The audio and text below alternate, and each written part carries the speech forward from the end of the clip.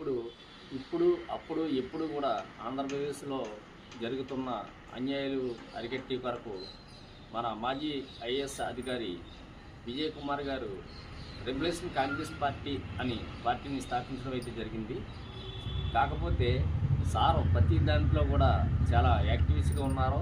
రెండోది ఏంటంటే సార్ చెప్పినట్టు నిజమే, 80% పేదవాళ్ళుగానే మిగిలిపోయేది. ఈ పేదల మీద పెత్తనం చెల్లించుకుంటూ వాళ్ళు ఈ పేదలకి ఎటువంటి రిజర్వేషను లేకుండా వాళ్ళే అధికారాన్ని పెంచుకుంటూ పేదవాడిని ఒక బలి పశువుగా చేసి తొక్కుతున్నారన్నమాట మన విజయ్ కుమార్ గారు ఐఏఎస్ కలెక్టర్ గారు చెప్పిన మాట మాత్రం వాస్తవం. ఇదే ప్రకారంగా కారణం ఏంటంటే ఇప్పుడు ఆయన చెప్పే మాటలో కూడా ప్రజలు కూడా గమనించవలసిన విషయం ఒకటి ఉంది. కాకపోతే మన డెమోక్రసీలో ఓటు ఒక ఆయుధం లాంటిది. ఈ ఆయుధాన్ని ఎక్కడ పడితే అక్కడ ఎవరికి పడితే వాళ్ళకి ఉపయోగించడం వల్ల జరిగిన పరిణామాలు ఇలాగుంటాయి. ఇప్పుడు రాష్ట్రంలో జరుగుతూ ఉంది.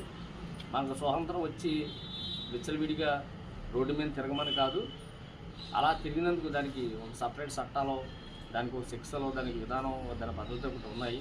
కాకపోతే ఈ మధ్య ఈ ప్రభుత్వానికి అతీతంగా నడుచుకుంటూ ఈ పోలీసు వ్యవస్థ అంటే హోంశాఖ వ్యవస్థ ఎలా ఉందంటే అతి దారుణంగా ప్రవర్తిస్తున్నారు. అది రైట్ ఏంటో రాంగ్ ఏంటో శిక్షించడానికి దానికి సపరేట్ కోర్టులు ఉన్నాయి, దానికి సపరేట్ చట్టాలు ఉన్నాయి. ఆ చట్టాలు శిక్షించేది ఏదో వీళ్ళే శిక్షిస్తున్నారు తప్ప అధికారులకి అనుకూలంగా మలుచుకుంటూ పేదవాళ్ళ మీద దాడులు చేస్తున్నారు. కాబట్టి మన రెబల్యూషన్ కాంగ్రెస్ పార్టీ నాయకులు శ్రీ ఐఏఎస్ ఆఫీసర్ కుమార్ గారు పదే పచ్చారు నొక్కి రెబల్యూషన్ పార్టీ కాంగ్రెస్ పార్టీ